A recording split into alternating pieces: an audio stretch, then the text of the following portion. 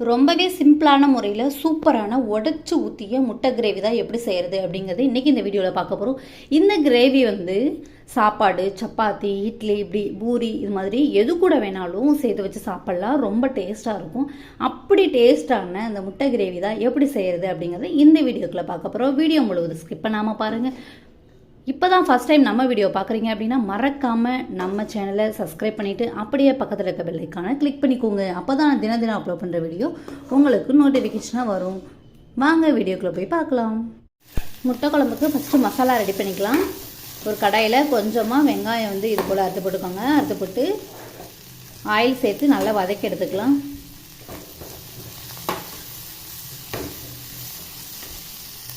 இது கூட லைட்டாக சோம்பு, நீங்கள் எந்த அளவுக்கு அதிகமாக குழம்பு வைக்கிறீங்களோ அதுக்கு தகுந்தாப்புல நீங்கள் மசாலா ரெடி பண்ணிக்கோங்க. நான் வந்து ஒரு 3 பேர் சாப்பிட்ற அளவுக்கு தான் வைக்க போகிறேன். அதுக்கு தகுந்தது மசாலா ரெடி பண்ணுறேன். வெங்காயம் வதங்கினது போதும். இப்போ அடுப்பில் சிம்மில் வச்சுக்கலாம். தேங்காய் கொஞ்சம் சேர்த்துருக்கு. இது இந்த சூட்டிலே நல்லா வதக்கி கொடுப்போம். அடுப்பு ஆஃப் பண்ணியாச்சு. இது கூட ஒரு பட்டை சேர்க்குறேன். இதை தனியாக ஆற வச்சிடலாம்.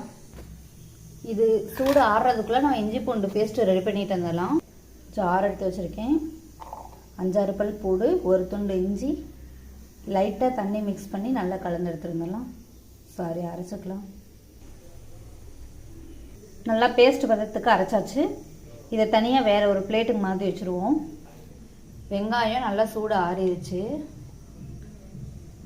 சும்மா கொஞ்சமாக வீட்டு குழம்பு பொடி, அடுத்து ஆச்சியோட எக்கு கறி மசாலா நான் சேர்த்துக்கிறேன். உங்கள்கிட்ட எந்த கறி மசாலா பொடி, அதாவது முட்டை குழம்புக்கு போடுற மசாலா பொடி எது இருக்கோ சேர்த்துக்கோங்க. அது இல்லைனாலும் ஓகே தான். நம்ம கறி மசாலா, கரம் மசாலா, மல்லித்தூள் சேர்த்துக்கலாம். அதுவும் நல்ல டேஸ்ட் இருக்கும். இப்போ இதை ஒரு ஜாருக்கு ட்ரான்ஸ்ஃபர் பண்ணிடுவோம். லைட்டாக தண்ணி சேர்த்துக்கலாம். இதை அரைச்சி எடுத்துகிட்டு வந்துடலாம். இதையும் நல்ல வலுவலுப்பாக அரைச்சி எடுத்தாச்சு. உங்களுக்கு வந்து முட்டை குழம்பு வந்து ரொம்ப கெட்டியாக வேணும் அப்படின்னு நீங்கள் நினச்சிங்கன்னா அதுக்கு வந்து அதிகமாக வெங்காயம் சேர்த்துக்கணும்னு இல்லை. இதே அளவு எடுத்துகிட்டு இது கூட வந்து ஒரு 4 முந்திரி பருப்பு வந்து சேர்த்து அரைச்சோம் அப்படின்னா குழம்பு வந்து இன்னும் ரொம்ப திக்கு கொடுக்கும். இப்போ குழம்பு வேலையை ஸ்டார்ட் பண்ணிடலாம். கடாயை வச்சு நல்லா சூடு பண்ணியாச்சு. இப்போது தேவையான அளவு எண்ணெய் சேர்த்துக்கலாம். லைட்டாக கடுகு, ஒரு கல்பாசி, கொஞ்சமாக கசகசா, சோம்பு, 2 பட்டை நல்லா பொரிஞ்சிருச்சு. இது கூட ஒரு மிளகாய். இது போல் மிளகாய் வந்து கீராமல் சேர்த்துக்கோங்க, இல்லைன்னா விதைகள் எல்லாமே குழம்புல இறங்கிடும். பச்சை கருவேப்பிலை கொஞ்சம். இப்போது கட் பண்ணி வச்சுருக்க வெங்காயம் சேர்த்துக்கலாம். நார்மலாக தீ வச்சு வெங்காயத்தை வந்து ஒரு பாதி அளவு ப்ரௌன் கலர் ஆகிற வரைக்கும் வதக்கி எடுத்துக்கலாம். 2 பல்லாரி வெங்காயம் தான் நான் கட் பண்ணியிருக்கேன். நல்லா வதக்கிக்கணும், நல்ல ப்ரௌன் கலர் ஆகிற வரைக்கும். இப்போ இது கூட நம்ம அரைச்சி வச்சுருக்க இஞ்சி பூண்டு விழுது,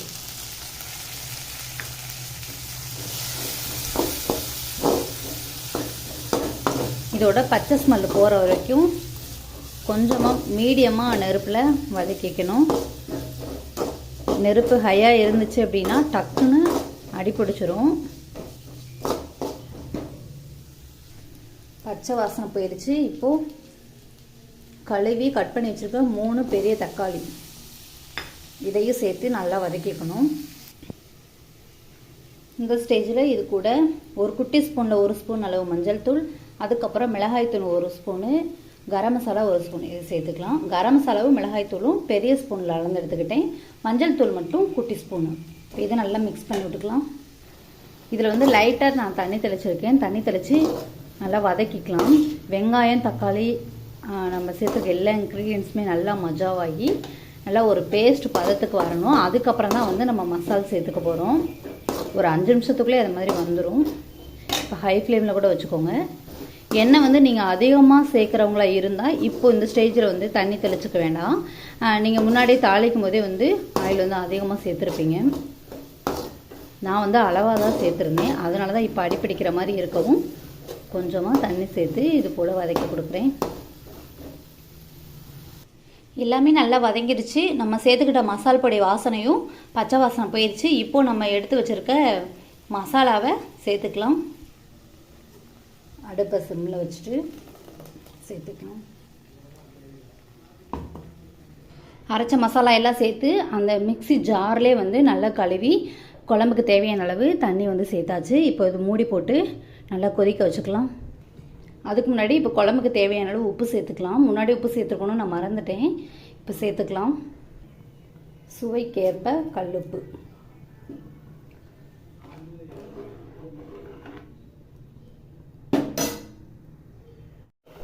இப்போ ஓப்பன் பண்ணி பார்க்கலாம்.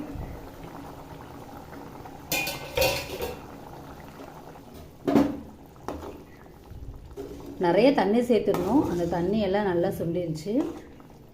குழம்பு கெட்டியாகி கொஞ்சமாக வந்துருச்சு. ஃபஸ்ட்டு வந்து இந்த அளவுக்கு சேர்த்துருந்தோம். இப்போ பாருங்கள், குழம்பு நல்லா கெட்டியாயிடுச்சு. இப்போது இந்த ஸ்டேஜில் நம்ம எடுத்து வச்சுருக்க முட்டையை வந்து உடச்சி சேர்த்துக்கலாம். நம்ம எடுத்து வச்சுருக்க முட்டை எல்லாமே உடச்சி சேர்த்தாச்சு. நான் வந்து ஒரு 4 முட்டை வச்சு தான் இன்றைக்கி இந்த குழம்பு வைக்கிறேன். உங்களுக்கு எந்த அளவு முட்டை வேணுமோ அந்தளவு சேர்த்துக்கோங்க. முட்டை சேர்த்துட்டு ரொம்ப வந்து இப்படி கலக்குவாங்க இல்லையா, அது மாதிரி ஷேக் பண்ணி கலக்கக்கூடாது. எல்லாமே உடஞ்சி போயிடும், திரியாக போயிடும் முட்டை. நமக்கு எடுத்து சாப்பிடும்போது கொஞ்சம் கூட அது ஸ்ட்ரக்சராக கிடைக்காது. மேலாப்பட இப்படி கிண்டி விடணும். இப்போது இது நார்மல் தீயிலே வச்சு ஒரு 2 நிமிஷம் குக் பண்ணுவோம்.